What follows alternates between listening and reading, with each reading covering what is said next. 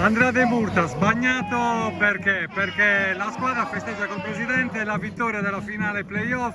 L'unica cosa è che è una festa che ancora non vede l'eccellenza, ci sperate tanto comunque. Ci speriamo tanto e comunque la festa è giusto farla perché ce la meritiamo, per il percorso che abbiamo fatto da novembre in avanti, per quello che hanno dato i ragazzi che veramente hanno dato tutto, per quello che hanno dato i miei dirigenti che sono stati impeccabili sotto tutti i punti di vista, per quello che hanno dato gli sponsor, i tifosi che ci hanno seguito in questa camminata.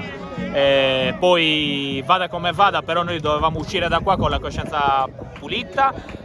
Sarebbe stato così anche in un caso di sconfitta, però in questo caso veramente non abbiamo nulla a rimproverarci e credo che anche una piazza come Tortolì, una squadra come quella che abbiamo avuto quest'anno, se lo meriti perché davvero ci sono grossi sacrifici dietro e speriamo che questo playoff significhi qualcosa. Concordiamo, perché poi oggi fra Loci pieno, te l'aspettavi, ve l'aspettavate giustamente perché è il coronamento di una bellissima stagione, una partita dove avete sofferto nel primo tempo, però di gruppo l'avete poi vinta come un po' l'emblema della stagione. È stata una partita sofferta perché comunque una finale nella quale avevamo uno sparring partner che è stato fortissimo. Io per tutto l'anno ho sostenuto che il Sant'Ela fosse la squadra più forte, la squadra che poteva vincerlo questo campionato perché ha degli elementi di assoluto valore, uno staff di assoluto valore e una dirigenza di assoluto valore. Colgo l'occasione per fargli loro i complimenti ed è un peccato qualora queste due squadre non riuscissero a salire.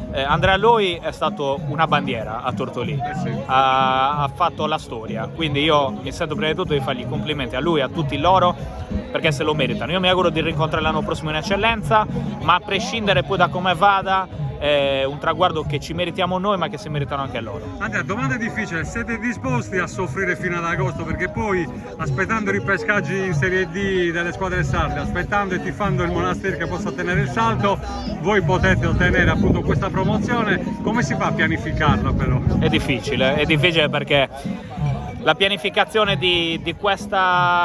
della prossima stagione non sarà facile, nel senso che non sappiamo dove saremo, probabilmente arriverà tra luglio e agosto, ci complicherà la cosa. Io dico che in una situazione di questo tipo comunque Tortolì si merita una pianificazione affinché un campionato di eccellenza o comunque un campionato di promozione per poter riprovare a salire sia un dovere verso questi tifosi, verso questi sponsor, verso i miei dirigenti e anche verso questi ragazzi che hanno davvero dato tutto.